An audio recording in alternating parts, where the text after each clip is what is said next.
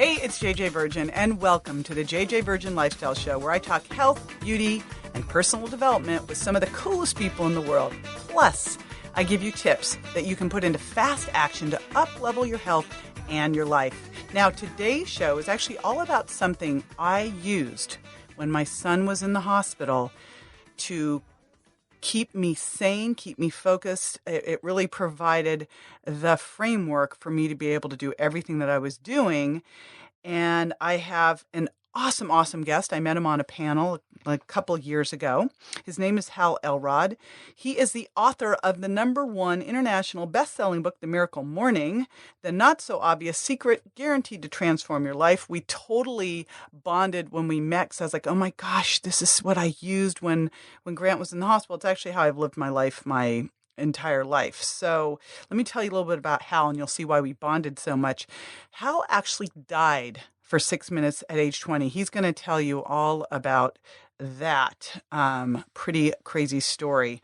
And he was told like he wouldn't walk, and he walked within a couple of weeks, and then went and ran a 52-mile ultramarathon. I guess he showed them, didn't he?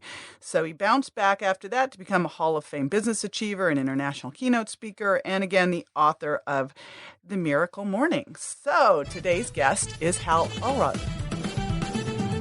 All right, so let's do it. Hal Elrod, welcome to the show. I'm so glad you're here with me today. JJ, I am as glad, if not more glad. I'm pumped for this.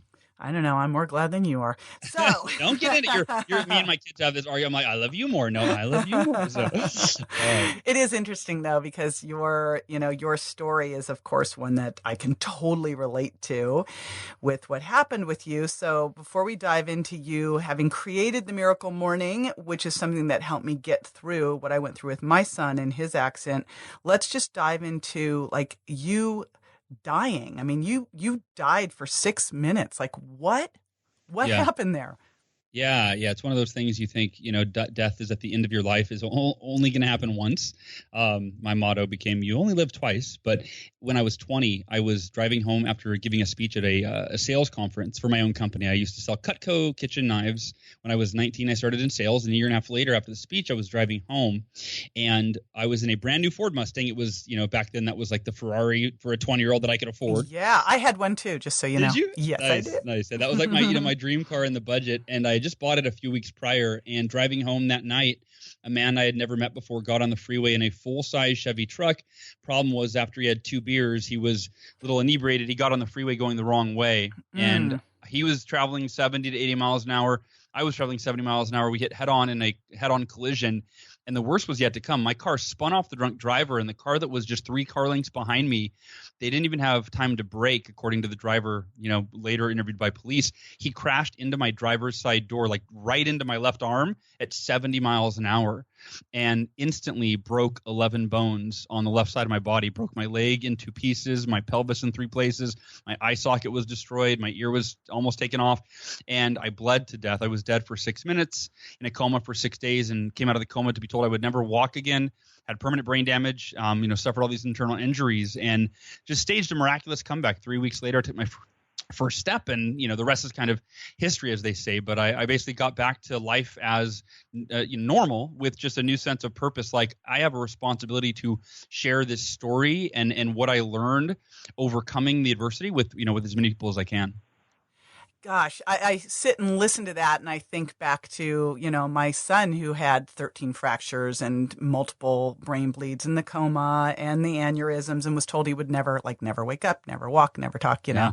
It's like, and I'm glad you're stubborn and you don't listen. That's awesome. It's like, True. What's the #1 trait here? Be stubborn, don't listen.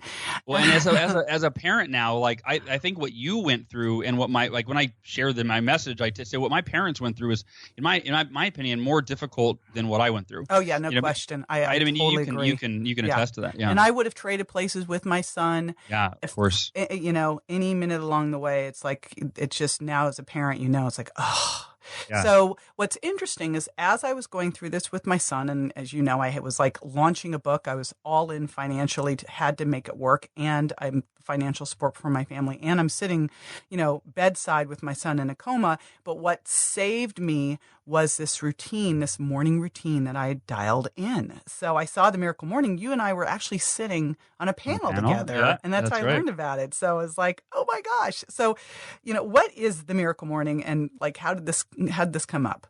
Yeah, the Miracle Morning is, I've gone many different ways of how do I define or describe this in as simple as a way as possible. And one way to say it is it's the ultimate morning ritual. Robert Kiyosaki, who wrote the book Rich Dad Poor Dad, reached out to me, and I was blown away. And I still have trouble saying this. It's hard to believe. But he reached out and said, Hal, I've read the Miracle Morning 3 times. I do the ritual every single day, and it's completely changed my life. And he said, before the Miracle Morning, and I'm paraphrasing, of course, but he said, before the Miracle Morning, every successful person on the planet did at least one of the 6 practices that you teach in the book.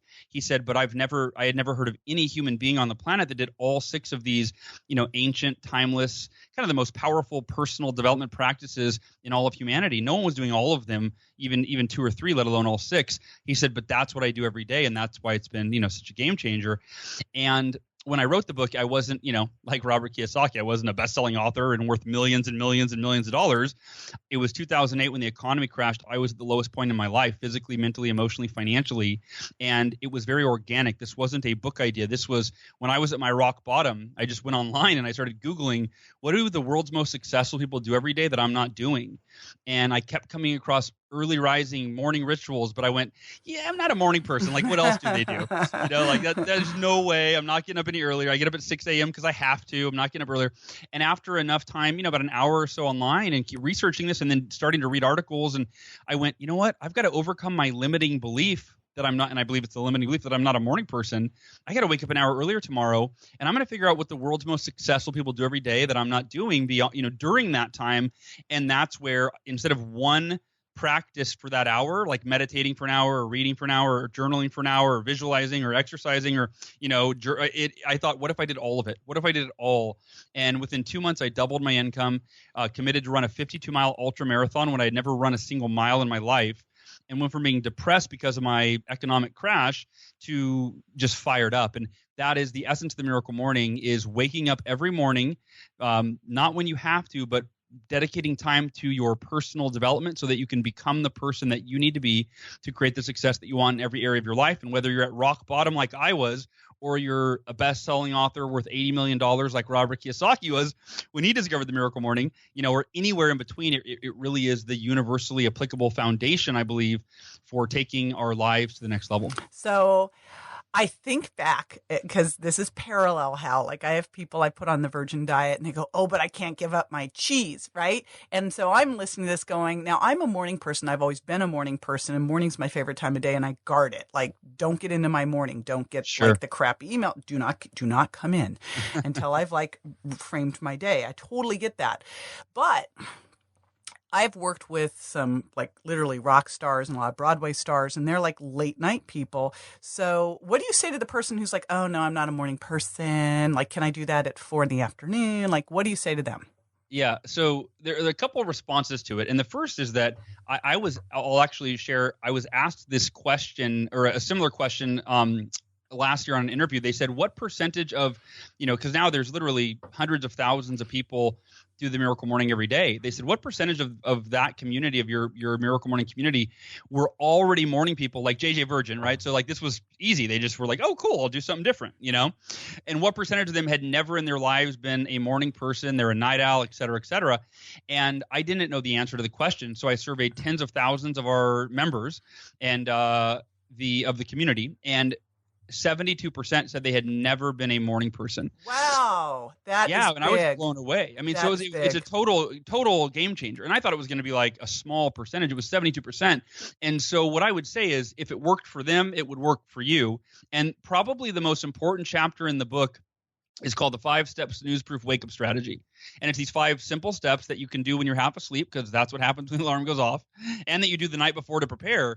But it makes waking up in the morning just easier than it's ever been before. And it's funny, but that little chapter almost didn't, it was like a last minute, almost didn't go in the book. And then one of my advanced readers says, well, you're not teaching people, like, what if they can't wake up? And what if they don't believe they can?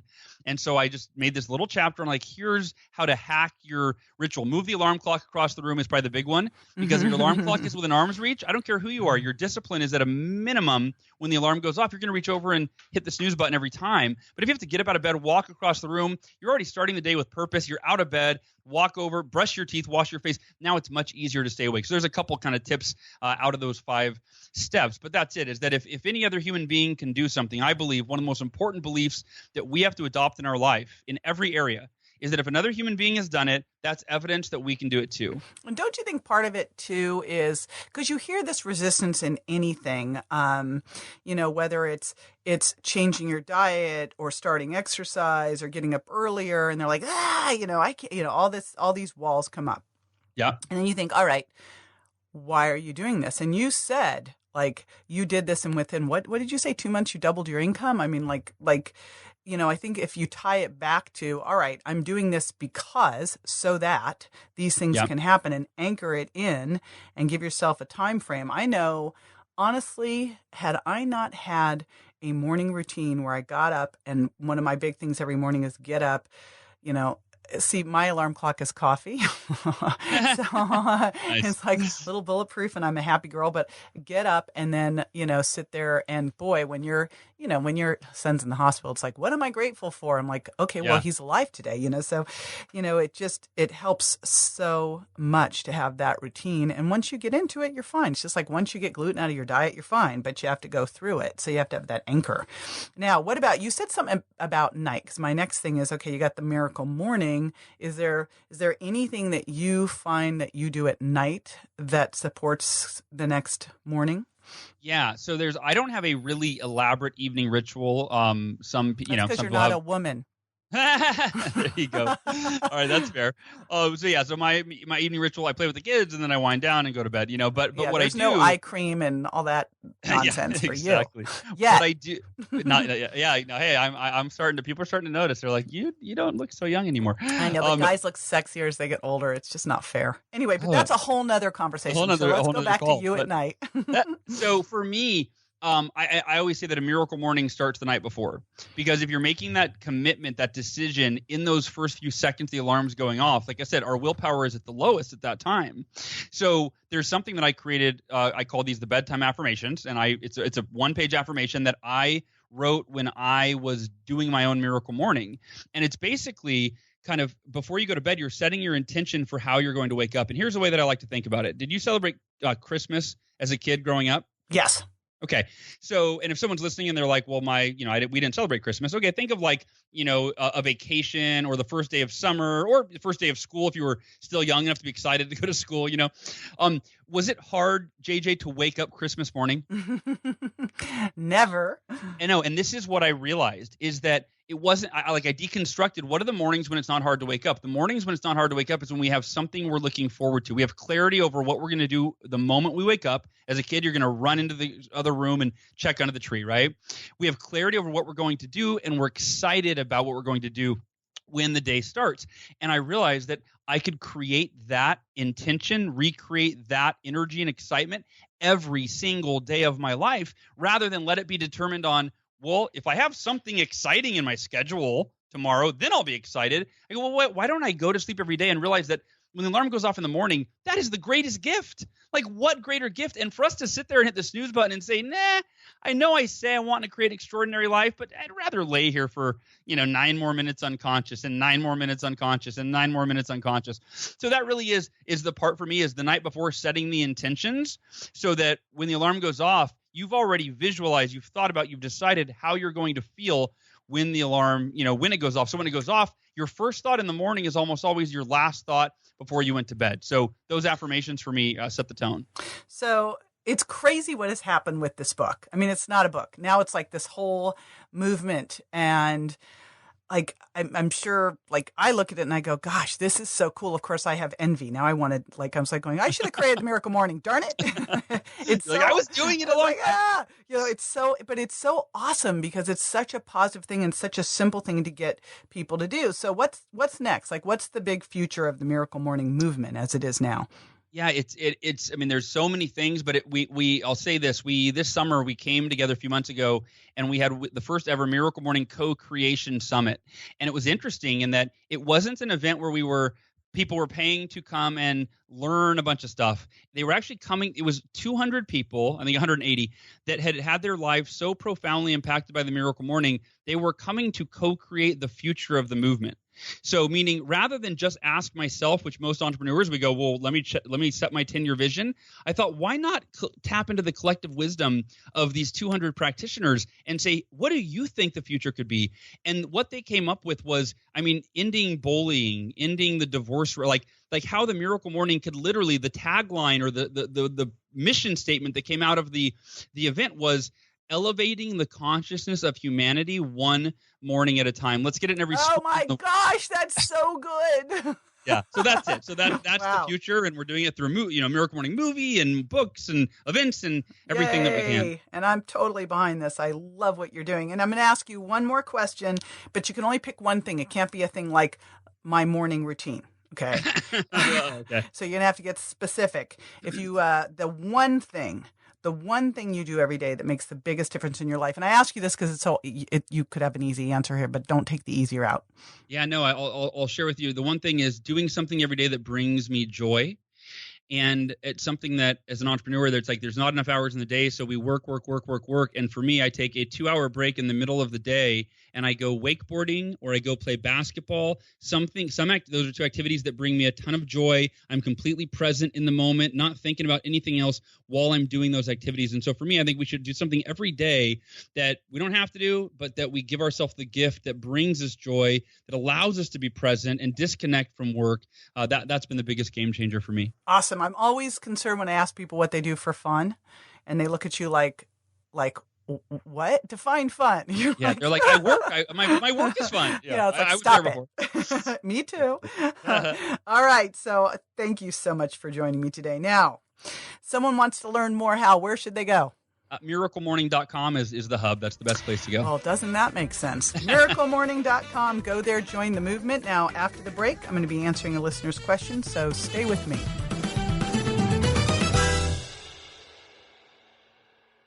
It's scary, but true. Sugar is hiding everywhere. In diet foods, packaged foods, dressings, and even sugar substitutes.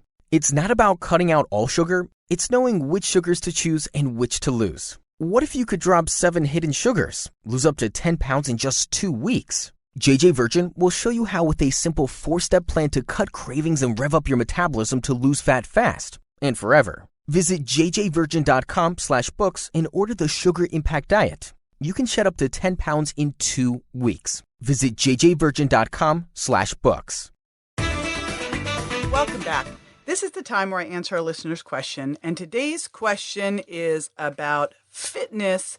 And it comes from Jenny in Syracuse. And Jenny asks, JJ, I get up every morning and I do a workout, a quick workout. Some days I do burst training. Some days I do a little yoga. Some days I do resistance training. My big question is food. Do I do my shake before or after I work out?